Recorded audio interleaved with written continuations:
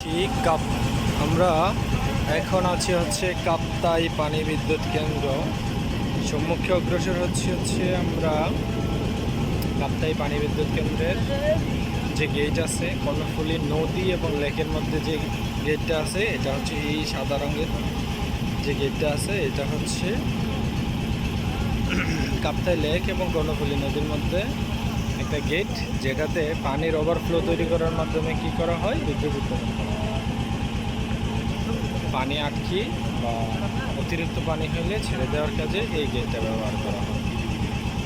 আর কাপ্তাই লেকের মনোরম পরিবেশ, এখন বৃষ্টি হওয়ার কারণে অবশ্য পানিটা একটু ঘোলাটে হয়ে গেছে।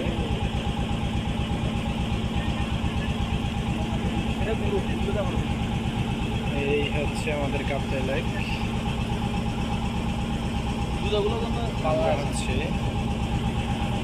আজকে কাপ্তাই লেকের সৌন্দর্য অবলোকন করব।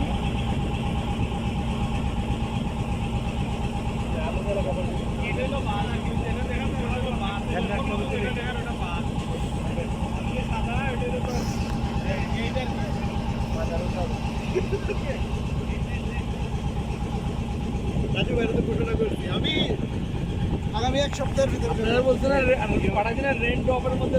এই হচ্ছে কাপ্তাই লেক, এটা হচ্ছে কৃত্রিমভাবে তৈরিকৃত একটা লেক।